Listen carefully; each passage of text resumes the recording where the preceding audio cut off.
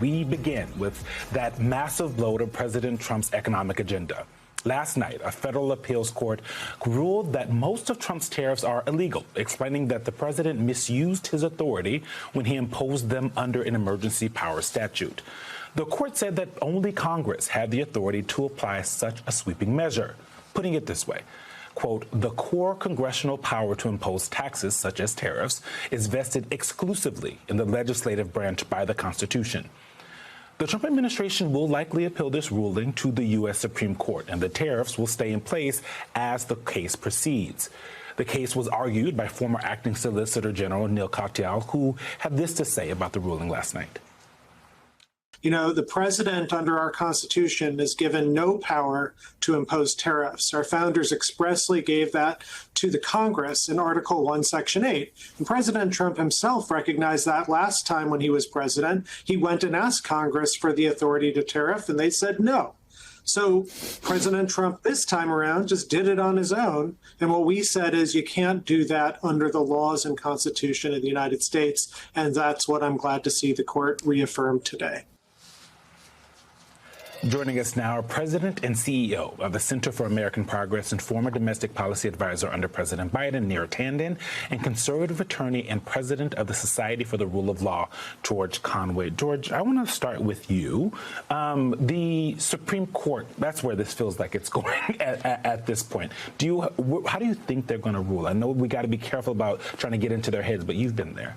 Look, I mean, I think that the reasoning of the Federal Circuit is absolutely ironclad. I mean, you cannot, no one has ever used that statute, whose name I can't remember, it's an IAEPA or whatever, to impose taxes before, to impose tariffs before. I mean, all it talks about is the regulation of commerce, and it's very, very vague in that regard. And there's an old kind of an adage that's applied to interpreting statutes, congressional statutes, which is Congress doesn't hide elephants in mouse holes. In other words, if it really wanted to give this massive power to the president, it would have been more explicit about it. And you just don't see it on the face of the statute. And I think the Supreme Court's going to ultimately affirm it, although I think the Federal Circuit did a smart thing by staying its decision so that the Supreme Court doesn't go in on it kind of half-assed, which it's been doing in a lot of other situations. Giving it some time to breathe. Yeah, give it some time to breathe and not feel like they have to make a decision immediately to protect the government from its own folly here. And just for our viewers, this is the International Emergency Economic Powers Act of 1977, which I feel like we're going to be here. JD 2025. She's back with her law degree. Exactly. That's what she was. Play a lawyer on television. But it feels like we'll be hearing a lot about that this week. I mean, in the meantime, Trump Truth Socialed last night. Actually, let's pull that up quickly to see the president's response. He said that all tariffs are still in effect. Today, a highly partisan appeals court incorrectly said our tariffs should be removed, but they know the USA will win in the end. If these tariffs ever went away, it will be a total disaster for the country. He continues, and thank you for your attention to this matter. I mean, what are we bracing for? The end of the country. In the interim. How did we make it this far, right? I don't know. I sort of feel like people would be really relieved if this tax wasn't really on them anymore. I mean, that's one of the ironies of this whole situation, which is the tariffs are Donald Trump's amongst his least popular policies. They are unpopular because they are taxes. They are taxes on every American, but they are disproportionately borne by working class people. And so, I think this is one of the issues that actually wedges even his own supporters. He has less support on this issue than any other issue. So, fundamentally, the Constitution says Congress has the power to raise taxes. Tariffs are a tax. This is firmly in Article 1, congressional power. I think it is a very clear case. But I also think that the more Donald Trump spends on tariffs, the weaker his economic support is, and that is a real political problem for him. So if I were in the White House, if I were one of his advisors, I'd be sort of secretly sighing, having some relief here by the courts, but, have at it, keep trying to raise taxes on the American people. George, do you think, though, that this emboldens Congress at all? You know, they see that the court is ruling this way, that maybe they'll take back some of their tariff powers because they ceded a lot of those powers and others. No. No. No. Short answer, no. Easy question. I mean, I've said this But it more. allows them to hide I've said behind this it. more in the scandal context, but when you're talking about Republicans in Congress, you can and particularly in the Senate, but we talk about Republicans in Congress, you're never going to go broke betting on them to be spineless. Yeah. Let's switch gears a little Speaking bit. of. Speaking of, there have been a lot of town halls, just public appearances in general, where Republicans who are brave enough now to go out in public have been met with lots of things. I want to play this Susan Collins getting booed at a ribbon cutting ceremony. It's very funny. It says no transcript because it's just boos and heckles. Let's watch.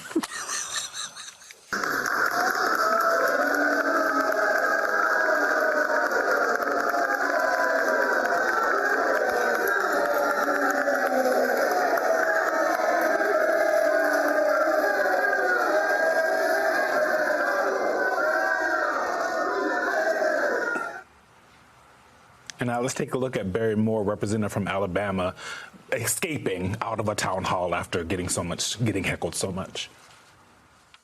So the process for a citizen and a non-citizen are different. False. Lies. The 5th and 14th Amendments allow for it. The Supreme Court has backed it many times. Shame.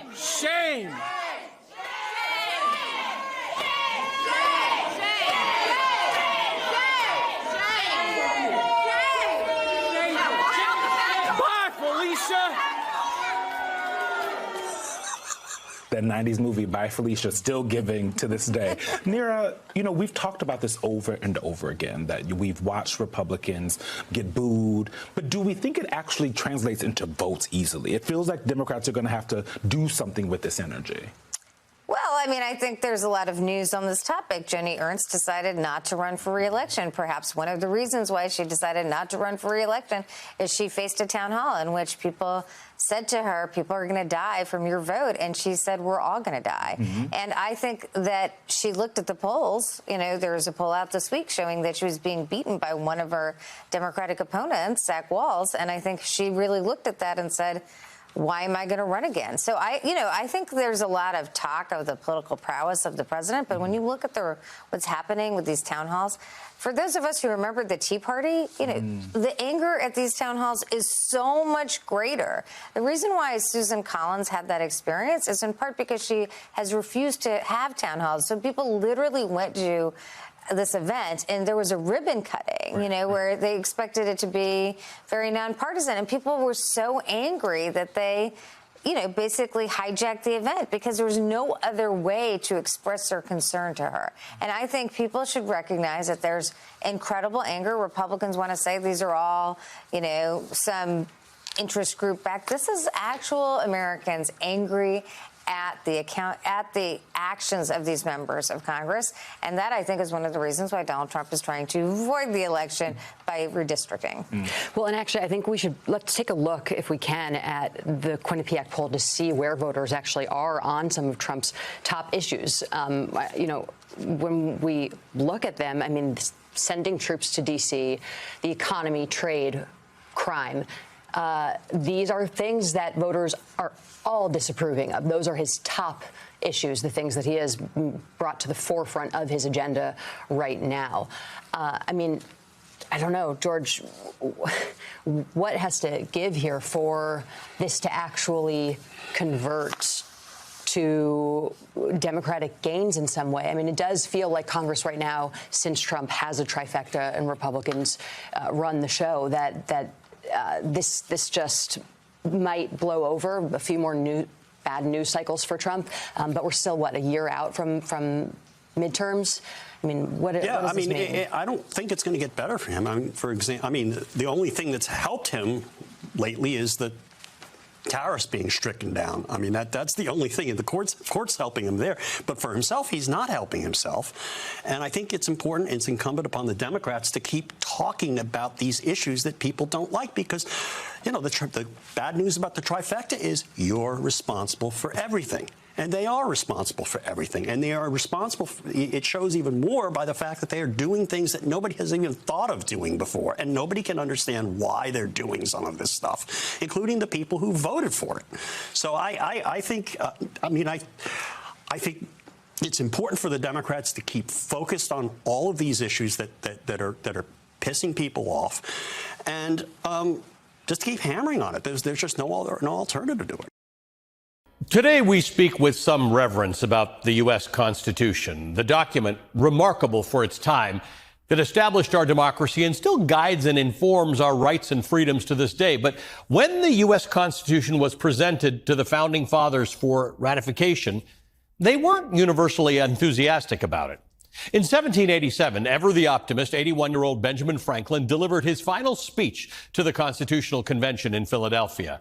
He had to convince several delegates to sign on to the Constitution. Many of them harbored hesitations. In fact, Franklin had a few himself. He acknowledged that the Constitution was indeed flawed and left space for the possibility that over time, as society and opinions changed, so would this document. But despite its faults, Franklin believed this Constitution was better than the alternative, living under a monarchy without representative democracy. It was the No Kings movement of the time. Franklin was able to persuade the holdouts. The Constitution was signed, and the United States of America was born. It is said that on the way out of the convention, Benjamin Franklin was asked what sort of government the delegates had just created. He responded, quote, "A republic, if you can keep it." Our Constitution, and more broadly our democracy, has been resilient, more of a cactus than a rose. But it does require some attention. Even in easy times, this democracy needs care. And we're not in easy times. Right now, it's in dire need of defense, and it needs defenders who are willing to do whatever it takes. True democracy also requires the competition of ideas. When that does not exist, political parties stop functioning properly. And when even one of our two major parties stops functioning, democracy itself is put at risk. We all know by now that the Republican Party is no longer a functioning political party in America. It is a fully captured vessel of authoritarianism, which makes it even more vital that the Democratic Party rise to this moment in defense of our democracy. But whether national Democratic leadership is unwilling or simply unable to do so, they are largely not rising to this moment. Now, those of you who watch the show regularly know that I don't trade in inside the Beltway gossip. I don't spend a lot of time in Washington. I don't really know who's up or down inside the Democratic Party caucus or what some Republican whip whispered in a closed-door lunch. So when I criticize Democrats, and I do, some folks, including some of you, think I go too far. I get social media posts saying I'm rooting against the Democrats. So let me be clear. My job is journalism. I do not work for the Democratic Party. I am not a member of the Democratic Party, and I certainly don't do PR for the Democratic Party. My job, the job of journalism, is to bear witness on your behalf, to hold power to account on your behalf. And avoiding hard truths is not how you save democracy. Right now, one of those hard truths is that America has been badly let down by the leadership of the Democratic Party. And in my view, it's time for some of those leaders to step aside and to let people who are prepared to fight, fight. Fight so hard that they might break something. Let the fighters step in and take over, because I see the fight, I see the energy, and I see the will out there.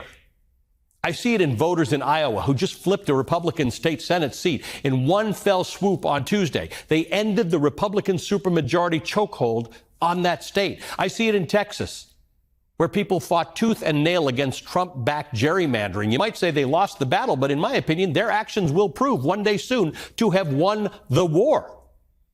I see it in Gavin Newsom and in J.B. Pritzker, who are taking on Trump and the Republican Party in ways the Democratic leadership in Washington seems unwilling to do. I see it in Bernie Sanders drawing crowds of tens of thousands in his full-throated fight against oligarchy. I see it in Alexandria Ocasio-Cortez, who from the moment she was elected to the House in 2018 has never shied away from loudly speaking her mind and shaking things up. I see it in the two Justins who were expelled from the Tennessee state legislature for participating in a gun violence protest after a deadly mass shooting in their state, leading from the front. I see it in grassroots organizations like Indivisible, in the millions of Americans who've turned out under banners like No Kings. I see it in New York City, in Zohran Mamdani, who knows that the rent is too damn high. But Mamdani, one of the closest things that the Democratic Party has to a young, relevant phenomenon who draws new voters into the coalition, still has not been endorsed by New York's Democratic Governor Kathy Hochul, who claims to have a lot of fire in her belly about the whole redistricting thing, or by New York's senior Senator Chuck Schumer, the Democratic leader in the Senate, who seems regularly and validly outraged, but that's about it, or by New York Congressman Hakeem Jeffries, the House Minority Leader, who sure can deliver a hell of a speech, or by New York's other senator, Senator Kirsten Gillibrand, who actually runs the Democratic Senatorial Campaign Committee. Here in New York, Mamdani captured the imagination of voters in a super crowded field. He's outpolling all of his opponents combined, and yet his own party's leaders will not embrace him, let alone try to hitch a ride on his populist coattails. Mamdani is emblematic because he's actually that fighter who learns what his voters care about and meets his voters where they are. And if he has to break some china to become the next mayor of America's biggest city, he will. It's just one example, but it's an important one, given that the National Guard is patrolling the streets of America's cities and ICE is roaming about disappearing people. I, for one, am looking for every fighter I can find. I could not care less if he's a Democratic socialist, just like I could not care less that Liz Cheney is a dyed-in-the-wool conservative. I would vote for Mamdani and I would vote for Cheney and any one of those people who are prepared to risk something for the benefit of their fellow citizens and for democracy. But I'd be hard-pressed these days to vote for Kathy Hochul or Chuck Schumer or Kirsten Gillibrand or Hakeem Jeffries or the people who lead the mess that the Democratic National Committee is these days. The people who control the levers of power in the Democratic Party appear to me to be standing on the sidelines. Where is the party? We are in the boiling frog moment of authoritarianism. Tanks are on our streets. Speech is being extinguished. Elected politicians arrested and charged. Judges ignored. But with each norm eroded, each law bent, each lie normalized, each threat brushed aside, we get farther and farther away from the republic that Franklin warned us we could lose. A ranting would-be strongman who embraces stupidity and brags about dictatorship, who talks about taking over other countries, coddles authoritarianism, and seeks revenge against perceived opponents is the president. His unqualified henchmen surround him, and yet the leadership of the Democratic Party cannot seem to find the front of the battle line. Political leaders who think their job is to keep the government open and cut deals and make strongly worded statements to the media and on the floor of Congress are missing this moment entirely. Americans are begging for more, begging them to get off the mat and get back into the fight. So if you are a political leader in this country and you are not prepared to fight with both hands, you're not prepared to make good trouble, then perhaps you should step aside and make space for those who will show us that they can fight a bit dirty if that's what the defense of democracy takes. Because right now, that is what the defense of democracy demands. American history has given us leaders who met the existential threats of their time head on. Lincoln did not preserve the Union by managing the crisis. FDR did not confront fascism abroad or at home by splitting the difference. They fought. They broke the China. This is not a left versus right fight inside the Democratic Party. It's not whether Democrats should tack to the center or lean progressive. The choice before us is simply democracy versus authoritarianism. And where is the party is not a rhetorical question. It's the most urgent question in America today. If the answer is silence, then we risk Benjamin Franklin's 1787 warning becoming a prophecy. Is America a monarchy or a republic? A republic, if you can keep it, he said. So I'll ask again, where is the party? Is it in smoke-filled rooms of Washington waiting for the polls to turn? Or is it with the people who are already in the streets, already raising their voices, already demanding the fight? If the party won't show up for democracy, the people will. Joining us now is the man who wrote that resignation letter, former CDC vaccine chief Dr. Dmitry Dashkalakis, and former White House policy director and MSNBC medical contributor Dr. Kavita Patel. Thank you both for joining us this morning. Dr. Dmitry, I would love to get to you first on your fairly tumultuous week. Can you break down what exactly happened at the CDC this week? We're having some audio issues. I think you're on mute. Oh. We'll figure that out, Dr. Patel. Oh, we got it. There we go. Yeah, thank you. 5 years into Zoom. We'll figure out Zoom one day. Eugene, I'm disappointing you here. Sorry. There it is. So no, I wish it had just been a tumultuous week. It's really been a tumultuous year. I think that what really happened is that, this has been a death by 1,000 cuts for me. But I really got to the tipping point when it became clear that the committee that is responsible for making recommendations to the director of CDC on vaccine policy has become completely compromised, and that the firewall that needs to exist between science and ideology is breaking down. When that happens, CDC science gets tainted by ideology, and that means the American people's vaccine policy will be tainted by ideology and not be driven by science. Compounded by Dr. Menarez being asked to step down or resigning, whichever happened, that meant that we had no scientific leadership to be a diplomat into that space to make sure that that firewall could stay. I hit my tipping point. I'm a doctor. First, do no harm. I was only going to be able to do harm if I stayed. Dr. Daskalakis, I want to drill down into the real-life impacts of a CDC led by someone who is not a doctor, and an HHS led by someone who was also not a doctor and has no background and seems to have disdain for the work that many of you do. What is the real-life impacts for the American people that are watching? What should they be looking out for, and how does this change their lives? Yeah, no, so I think that it means a couple of things. Now, there are people who know how to run organizations. If they listen to experts within the organization, they're going to do just fine. If I became the CEO of a hedge fund tomorrow and I had the right economists, the right business people below me, I run big organizations, I could do it. That means I'd have to listen to them. So, these folks, right, they have the experience to run an organization, it seems. But if they don't listen to their experts, they're flying blind, or they're answering to other people who are briefing them and giving information to influence what they're doing that's not based in science. I've never briefed the secretary. I've never met the man. He talks about measles. I don't know where he knows anything about measles except for the rhetoric that he's been putting forward for 20 years. I don't know who his counselors are. That's not how it should work in the U.S. And people, that's red flag, big alarm. They're not listening to any science. They're using half-truths to change what's going to happen with policy, and that you will not be able to get vaccines for your kids. Dr. Daskalakis, HHS Secretary RFK Robert F. Kennedy Jr. is heading to the Hill next week. He's going to be testifying before the Senate. Are you talking to senators? Are you talking to Senator Bill Cassidy, the Republican, about what has happened here and pushing them to conduct more oversight? Yeah, I think this has really been about raising a lot of red flags. I'm really not holding back, nor is Dr. Ari or Dr. Jernigan, the other two wonderful scientists who left CDC. So we're really making our experience very clear. And, my hope is that they're listening. I think we've had some chance to interact in that space, and I hope that we have more. I feel like Dr. Cassidy, really, in my experience, I've briefed Dr. Cassidy on H5. How's that as an example? Never met the secretary.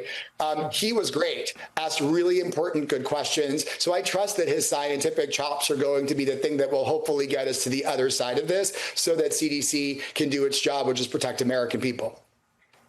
Dr. Patel, I want to bring you in and ask you about the sort of conspicuous timing of all of this, especially in light of what the president and RFK Jr. were discussing this week in the Oval Office. If we can bring up that side, I'll get your reaction on the other side when they were discussing about an autism report that's coming out later this month. We will have announcements as promised in September. We're finding certain interventions now that are clearly, almost certainly causing autism. And we're going to be able to address those in September. So there has to be something artificially causing this, meaning a drug or something. And I know you're looking very strongly at different things, and I hope you can come out with that as soon as possible. I'd love for you to give us a quick fact check on that, and also talk to us about what kind of impact you think that this report could have on vaccination rates and how the public understands autism. Yeah, this is unfortunate because it's bringing up a decades-long misinformation that has truly been in the scientific community quelled, meaning the connection where there was never one, really, a connection between autism and vaccines has been refuted time and time again. It's not like people multiple haven't studies. looked into this. No, it's not that they didn't look into it. By the way, just as an aside, for millions of Americans who have children or adults with autism and anybody on the spectrum, this is just such a disservice, combined with what they are not mentioning, which they had cut tens of millions, hundreds of millions, if in total, grants from not just the NIH, but from other agencies to actually do meaningful research in autism. So to put in and literally inject into the community these words just so casually to say that there's these kind of secret causes, drugs, vaccines, it's not only leading to the cases of measles, there's a direct link to all of the things that have been happening. And it started not just, as Dimitri said, with a week of tumult, a year of tumult.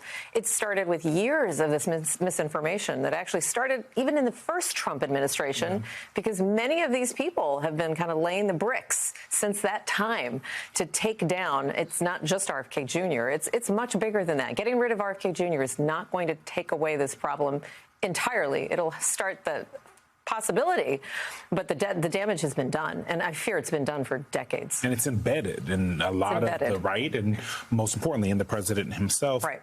I guess the biggest concern that I have is more vaccine skeptics being born out of this. That's right. Because you have a lot of folks on the right who, if they follow RFK Jr. for years, if they've been on the same side as Donald Trump, they are vaccine skeptics. They have these conspiracy theories. Right. But now you have a CDC who, as the doctor said, is going to be hard to trust when you have to go get your vaccines. Right.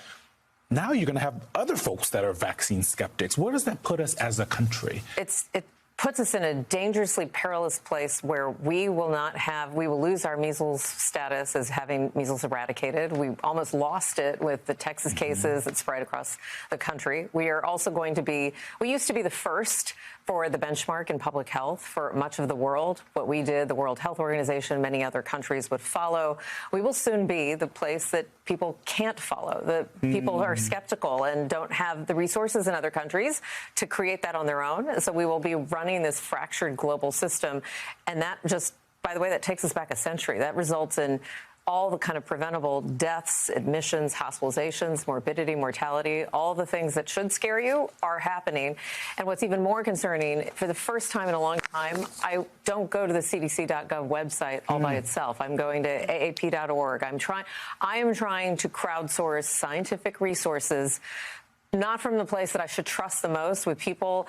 It's not just Dr. Dimitri. There's so many career scientists and people who are so sad and have either left or are probably going to leave, and who's coming to take their places. Related to that, Dr. Patel, the American Academy of Pediatrics put out their own recommendations for COVID vaccines, essentially saying don't trust the CDC. And when the public health infrastructure is attacked in the way that it's being attacked, I mean, what happens next? Yeah, so what happens next is that on the front lines, we stand up on our own, because the AAP comes from a front line of amazing practitioners who basically said, we're doing this for the benefit of our families and children. So it's not that the American people are on their own. They're having to go back to the very few people that they can trust. Health doctors, pharmacists, nurses, all the people that have been delivering care. By the way, as if we forgot about the pandemic, none of us who have taken care of patients during the pandemic, what's seared in our brains. We don't want to see that ever happen again. So there is a trustworthy space. The problem is that the American people are going to need the access to find it. And with Medicaid being cut $1 trillion, this is very real. So we're having to stand up, a frontline force that is going to have to depend on each other. I'm confident we can do it, but we're not going to have the back of the government, unfortunately. Dr. Daskalakis, I want to squeeze in one more really quick question, because there was a line in your resignation letter that really stood out to me. Eugenics plays prominently in the rhetoric being generated and is derivative of a legacy that good medicine and science should continue to shun. Can you spell out for our viewers what exactly you mean by that? And I'll start by saying this is sort of in my sort of personal experience. My grandfather was in Greece. He died because he stood up against sort of fascist regimes in his country. And when I see the secretary go on television and talk about, the first time I was like, oh no, was when he was talking about H5 bird flu in chickens, and he said in an interview, all of the chickens should get bird flu, and the ones that survive are genetically superior. That they should reproduce and they should reestablish the flock. So fast forward to West Texas and measles, where he says, getting the infection is fine, really, because only the strong will survive. It makes your immune system stronger, which is false. It actually makes your immune system weaker. So I really hear the echoes of the word superior genetics. He referred to very high members of this administration and their improving health status and said, well, that person has superior genetics. That is eugenics. Wake up. This is the red flag. This is where fascism lives. So House Republicans have one last holiday weekend before they head back to Washington on Tuesday, but returning to the Capitol may be a relief after getting an earful from constituents at home this week on everything from immigration, health care, taxes, and more. Voters speaking out at a ribbon cutting in Maine and at Ohio and Alabama town halls. So let's take a listen.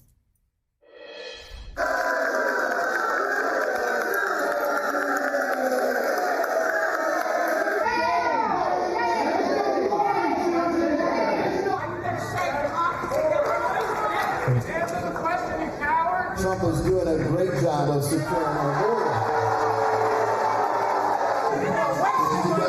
Health sex for a citizen and a non-citizen are different. False. Shame.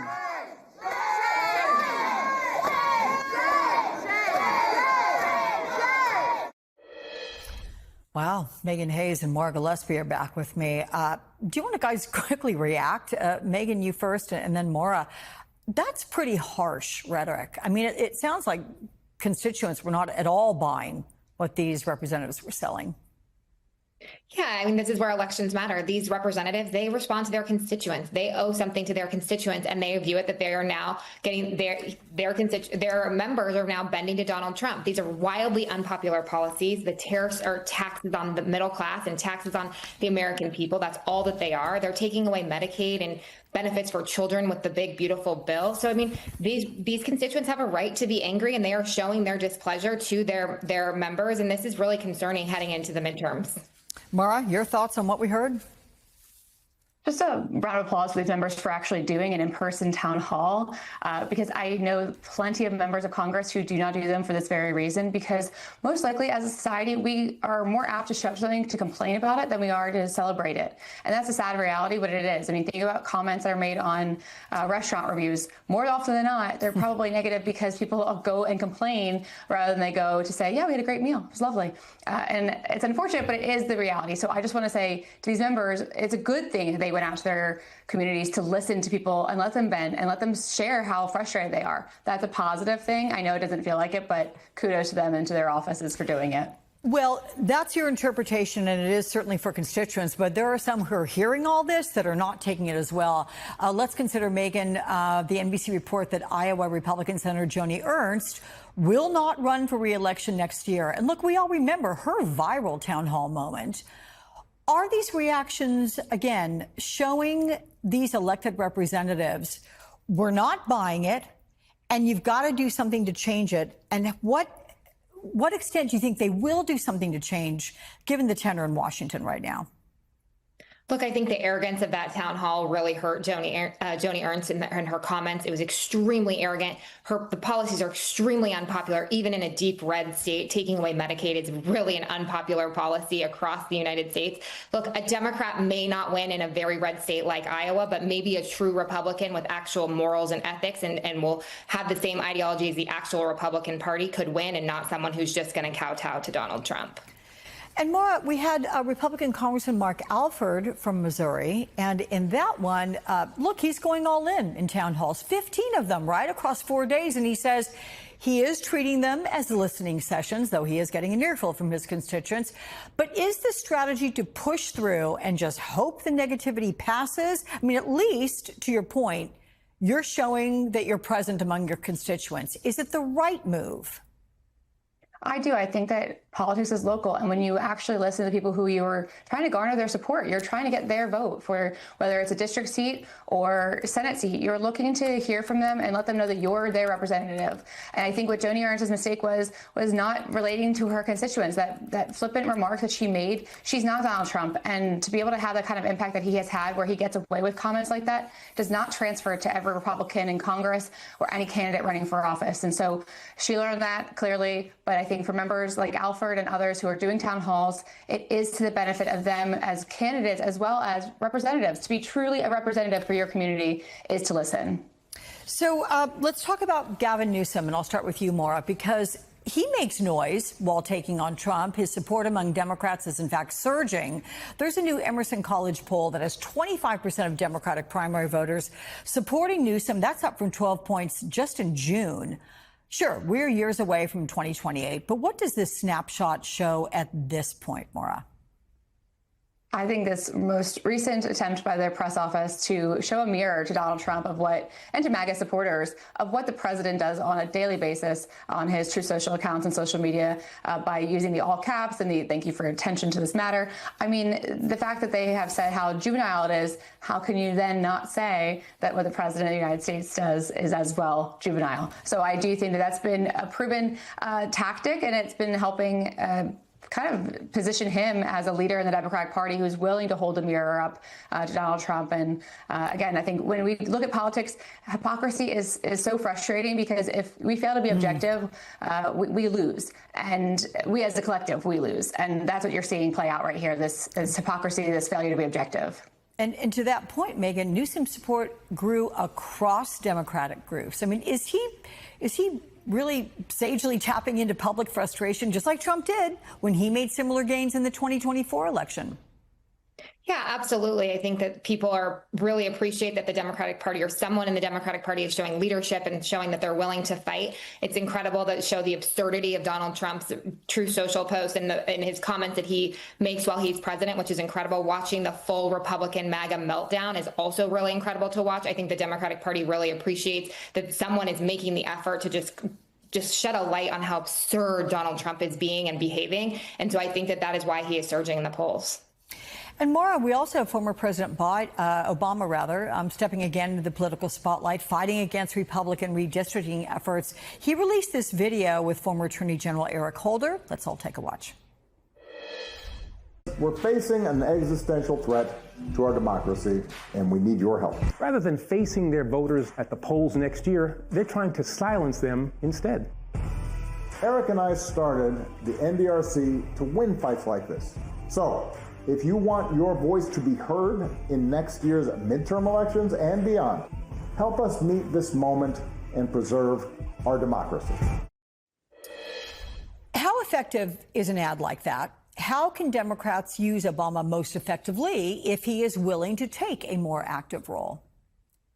Well, they can remind their base and their voting bloc that they have won elections in the past, especially these younger voters who have been under, Republican control for quite some time of their voting, lives. And so looking at it as Obama was successful in galvanizing a base of voters that weren't super active prior to his entering the race. And maybe that's what the tactic here is, that he's trying to, inspire some voters who have, struggled about whether or not to support the Democratic Party. Well, maybe they'll do so under him again. Okay.